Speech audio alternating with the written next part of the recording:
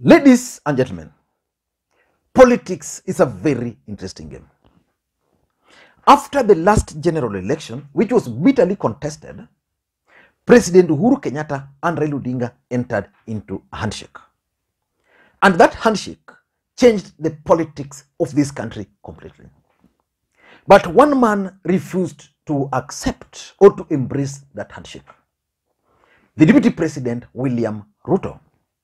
William Ruto completely refused to embrace that handshake, and he began a journey of consolidating his stronghold, which is the Kalenjin nation and the Kikuyu nation. President Uhuru Kenyatta had earlier promised to support his deputy. So when the deputy president embarked on that journey of consolidating his support base, the president told him not to embark on an early campaign. So the deputy president defied that and continued with his campaign. And in the process of continuing with those campaigns, the deputy president and his allies found themselves hitting on President Uhuru Kenyatta.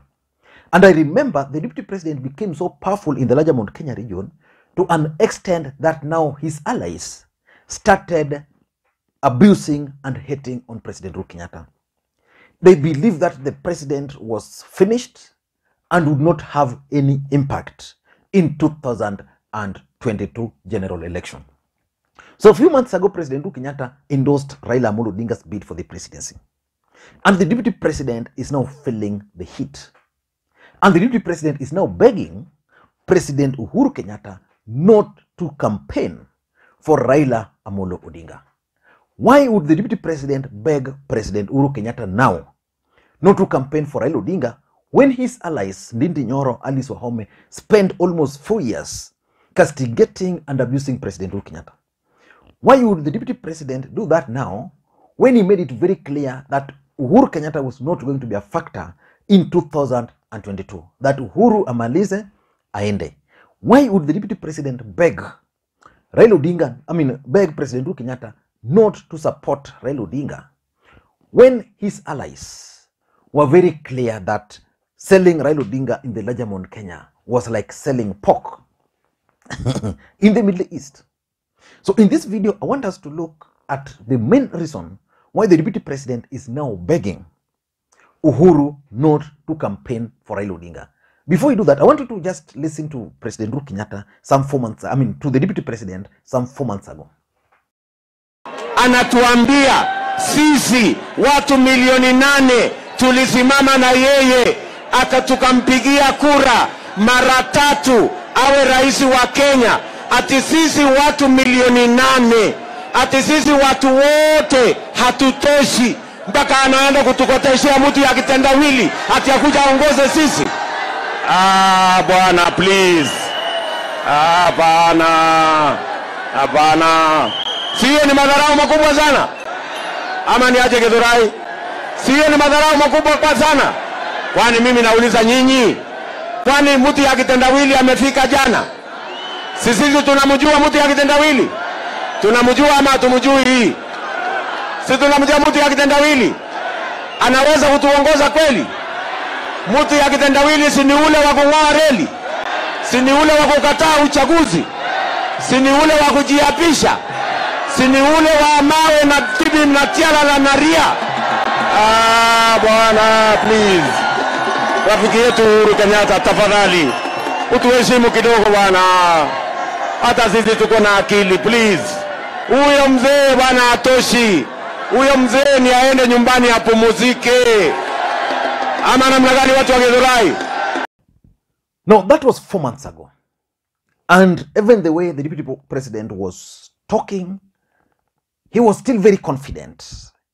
And the people he was addressing were actually assuring him of his support. But the deputy president was in Gatundu South the other day. And the deputy president actually passionately asked the residents of Gatundu South to talk to President Uhuru Kenyatta so that the president should not betray him, because he has stood with President Uhuru Kenyatta. Listening to the deputy president very briefly. Na waomba kwa unyenyekevu tafadhali nataka niwatume kwa ndugu yangu Uhuru Kenyatta. Please, mwambie, ama namna gani? Mwambie usiumize William Ruto kwa sababu alisimama na wewe wakati hawa wakora hawakutaka kusimama na yeye. Ukweli ama si kweli? Ukweli ama si kweli?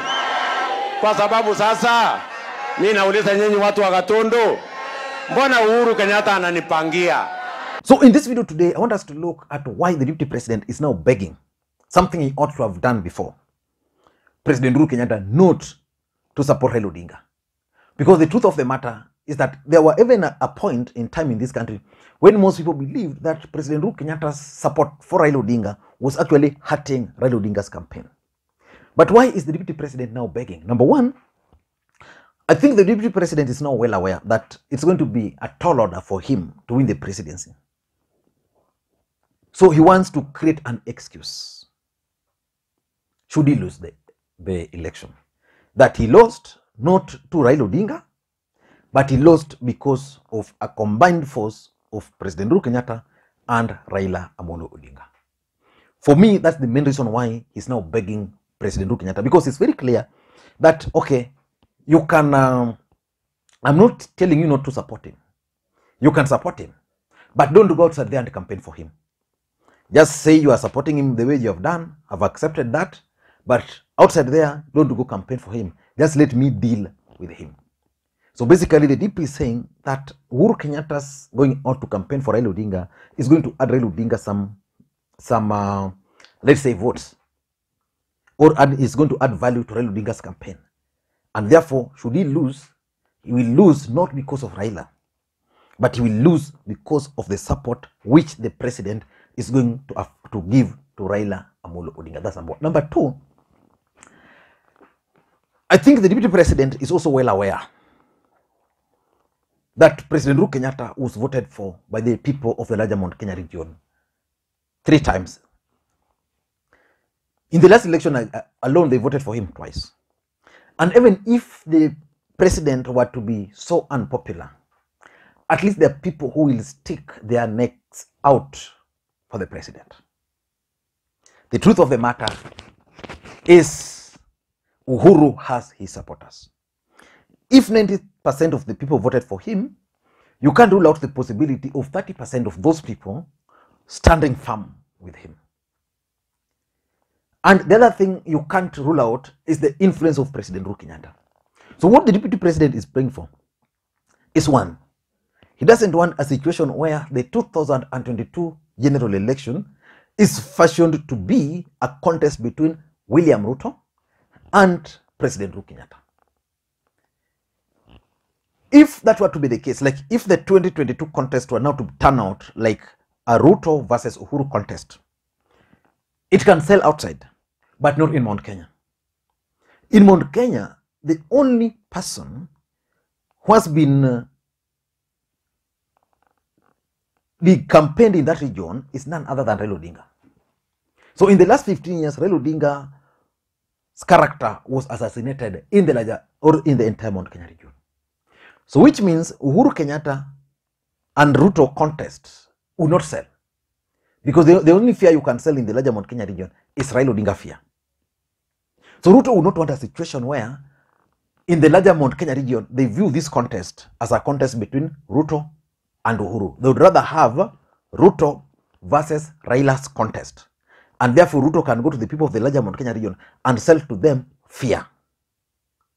Because of the impact of 2007 election, 2013 election, and 2017 election. So Ruto would not want a situation where the contest in 2022 is fashioned to be Uhuru versus Ruto. So that's number two. Number three, I think the deputy president is also understanding something. That for him to succeed in the larger Mount Kenya region, he needed to appeal to the emotions of the voters in that region. So how can he appeal to the emotions of the people in that region? He can only do that by invoking the name of President Uhuru Kenyatta, how he supported Uhuru Kenyatta, how Mama Ngina prayed for them. You know, that's the only way. If anything, even Raila Odinga supported Kibaki. Kibaki was on a wheelchair. Uhuru was never on a wheelchair when Ruto supported him. So Kibaki was on a wheelchair. Raila campaigned for him, made him president. 3 months, Raila Odinga was already kicked out of that government. So Ruto is trying to appeal to the emotions of these people that if there's one man who should not campaign against me, it's Uhuru Kenyatta. Even if he's not supporting me, let him not go outside there. And that's why he's mentioning the sword. Listening to the deputy president briefly. Sasa mimi nataka niwaulize, si mimi ndio nimesaidia Uhuru Kenyatta mpaka akakuwa rais? Tafadhali mwambieni asichukue ile kisu nilimsaidia ya uongozi akatumia kukata mimi. Tafadhali mwambie usikate huyo William Ruto, ndiye alikuwa ndugu yako. Ni kweli ama si kweli? Ni kweli ama si kweli? Mwambieni huyo William Ruto unampangia ni ule alisimama na wewe wakati kitendawili alikuwa anataka kukuangusha. Ule siku ile kitendawili alikuwa anataka kukuangaisha. Ni kweli ama si kweli? Ni kweli ama si kweli? Mwambieni huyo William Ruto unataka kumuangaisha ni ule mama Ngina alimuombea hapa Katundu. Ni kweli ama si kweli? Tunaelewana ama tuelewani? Mwambieni rafiki yangu Uhuru Kenyatta, ama namna gani mtamfikishia habari? Mtamfikishia habari hata kama hataki kusaidia mimi, ama namna gani? Hata kama hataki kusaidia mimi, si aniwachie tu hii mtu ya kitendawili ni mnyoroshe, ama namna gani? Ama namna gani?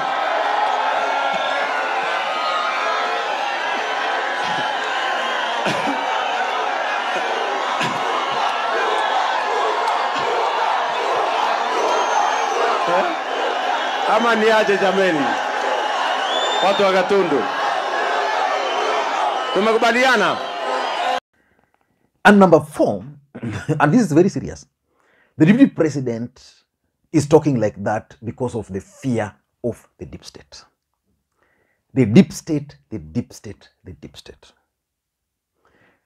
Uhuru Kenyatta and William Ruto managed to win elections in 2013 and 2017. Not because they were popular. No. It's because of the deep state. The deep state wanted them. So they used the deep state and government resources to win that election. Now, without President Uhuru Kenyatta's support, those support will not go to Raila Odinga. And that's the biggest thing. And that's the biggest fear in William Ruto's camp. The DP understands the influence of the deep state. He understands the influence of a sitting president. And he understands all this. So he would rather have President Uhuru Kenyatta supporting Raila Odinga, but not using the government resources, not using the deep state. Because that's why he's referring to that sword. And lastly, do you think William Samoei Ruto, the man from Sugoi, in a free and fair contest, can defeat a combined force of Uhuru and Raila? Just your imagination. I want you just to take case of Nairobi. Do you think President Uhuru Kenyatta and Raila Odinga can be defeated by William Ruto? President Uhuru Kenyatta has contested for the presidency and he has won.